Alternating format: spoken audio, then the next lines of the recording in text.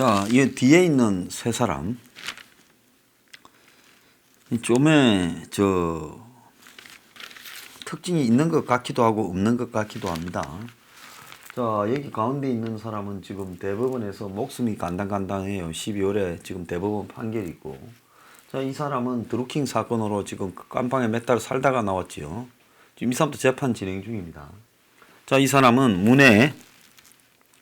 이 문을 만든 최고 실세인데 한 2년 동안 밖에 빙빙 돌다가 지금 들어와가 민주당 정책연구원 원장 한다는데 서훈이 만나고 여기저기 뭐 누구 만나고 다니고 설치다가 최근에 좀 몇 번 욕을 먹었지요. 자, 양정철이, 이재명이, 김경수 저 세 사람이요. 지금 28일 그러니까 그저께 만찬 회동을 했다고 합니다. 그런데 이런 사진을 몇 장을 갖다가 지금 자기들이 언론에 제공을 했어요.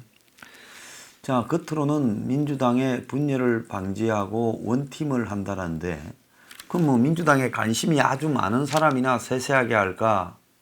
그 사람도 내 말은 잘 모를 겁니다. 대부분 국민이 봤을 때 뭐 이재명만 조금 문 쪽에서 갈구고 있지, 뭐 김경수는 그쪽 편이고 뭐 큰 문제가 있어서 저래 서있어 만나나. 이런 측면에서 봤을 때 여기에 이제 이 두 사람의 공통점은 둘 다 지금 이 재판에서 간당간당 한다는 거예요. 자, 1심에서 들어갔다가 2심에서 지금 나와가 있죠. 그러지 않습니까? 자, 이 사람은 1심에서 무죄가 됐다가 2심에서 또 걸려서 이 둘은 거꾸로 옵니다. 자, 이 사람은 재판하고는 관계없어요. 그렇지만은 먼 연휴에선가 문정권 초반 2년에 한국에도 잘 못 있고 해외로 떠돌았습니다. 자, 그런데 이 세 사람이 경기도 수원식당에서, 수원식당이니까 이재명이가 샀겠네요, 술값은. 그래서 모였다는 거예요. 3시간가량 술을 겸한 실사를 했다는데, 김경수는 전번에 석방이 될 때 그 위치를 벗어나거나 뭐 이럴 때 판사한테 신고를 해라, 뭐 그런 조건이었던 걸로 알고 있는데 수원까지 와서 술을 먹고 참 의아합니다. 자, 김경수는 1심에서 실형을 받고 구속이 됐다가 중간에 풀려 나와서 지금 2심 재판을 하고 있죠. 자, 그래서 전체적으로 봤을 때 이 두 사람은 지금 재판에서 목숨이 간당간당하고, 자, 이 사람은 지금 문정권 들어서 뭔 일인지 2년 동안 밖을 떠들고 있었던 사람입니다. 자, 그래서 오늘 앞두고 결국은 지금 범여권 내부에서 지금 조국이 낙마를 하고 난 이후에 지금 미묘한 지금 기류가 흐르고 있는 거 아니냐. 왜냐하면 총선에서 승리하려면 지역별로 대표 주자들이 경쟁하는 모양새가 돼야 총선에서 이게 승리가 될 건데, 지금 가만히 보면 민주당 내부에서 안희정, 이재명, 김경수를 차례대로 죽여버린 격이 돼가지고 유력 후보들이 사라진 상황에서 지금 유시민이 뭘 해볼까 하고 있는데, 유시민은 뭐 내년 총선에 민주당으로 출마하기도 어려울 겁니다. 자, 그렇게 보자면 일단 총선에서 뭐 이겨야 그 다음까지도 내다볼 건데, 지금 총선에서 누구 간판으로 선거를 치를 거냐, 이해찬이 간판으로 선거를 치를 거냐, 참 고민이 말이 아니고, 그렇다고 이낙연이를 지금 총선의 선대위원장으로 해가지고 할라 해도 어려움이 있었을 겁니다. 자, 그래서 막상 조국이 건재할 때는 조국 믿고 다 두들겨 잡았지요. 임종석이도 지금 숨도 못 쉬고 있죠. 그런데 지금 조국이 빠져버린 상황에서 민주당이 자기 주자들이 없는 총선에서 승리한다? 그러니까 쉽지 않죠. 그래서 양정철이 이재명에게 소주 한잔 하자 했고, 마침 이 김경수가 이 예산 회비차 서울에 올라 있어서 김경수도 불러라.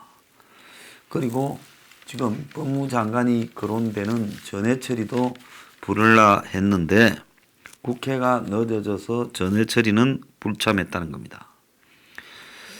그래서 문재인과 이재명 지지자들이 지금 지난 대선 이후에 경기지사 선거 가는 과정에서 세게 붙었죠.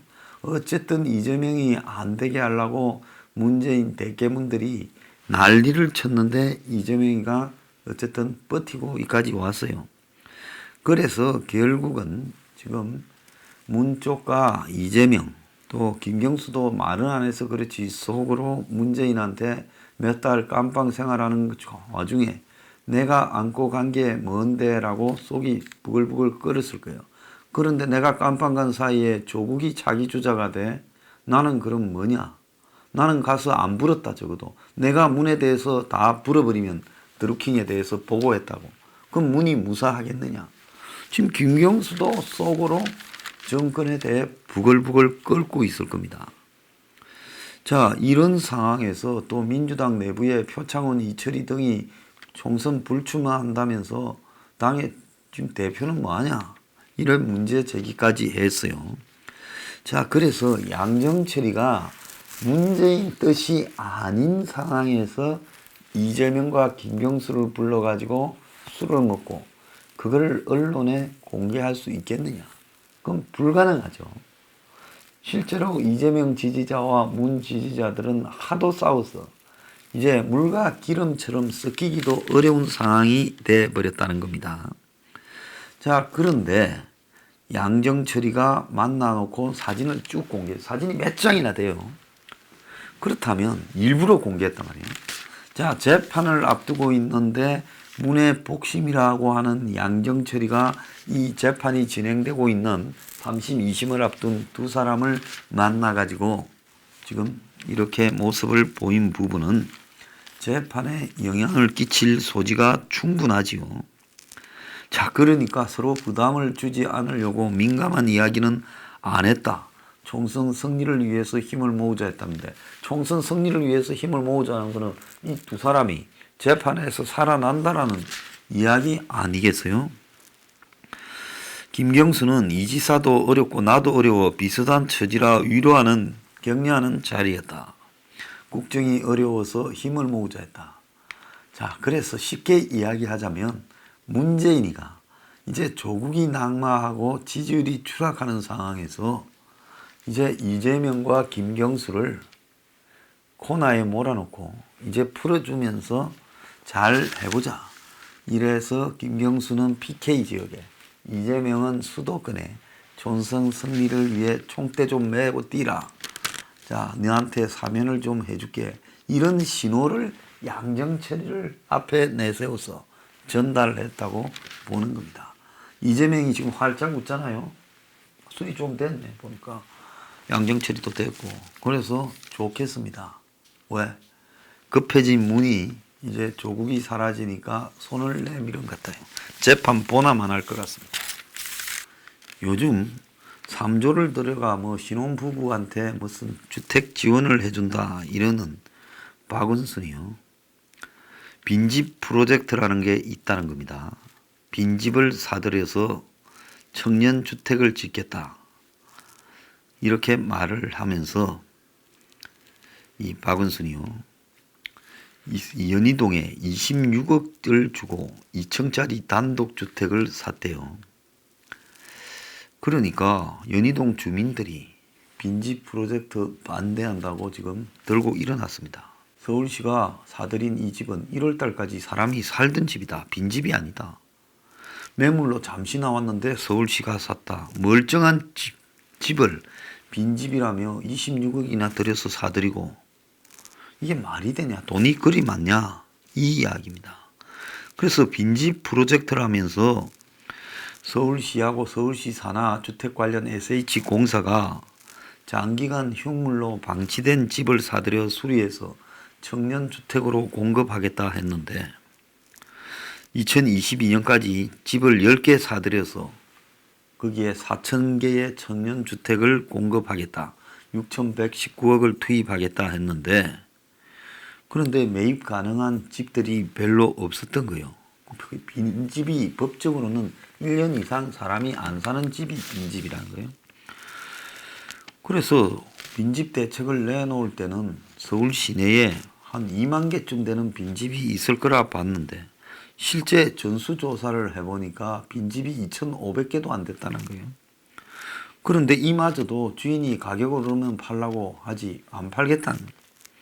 그러니까 그야말로 이 빈집이 실제로는 1,700개 정도밖에 안 되는데 그 중에 1,260개가 안 팔려고 하고, 그러니까 빈집이 몇백 개밖에 없으니까 빈집이 아닌 그냥 시중에 나와 있는 매물을 사들였다는 겁니다.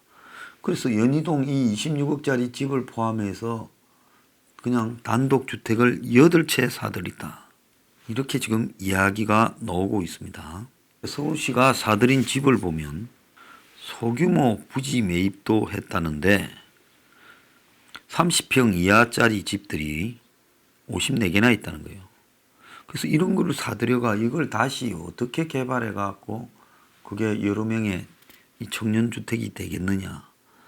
그래서 목표에 미달되니까 그냥 시중에 나와 있는 집들을 돈을 주고 막 사들인다는 겁니다.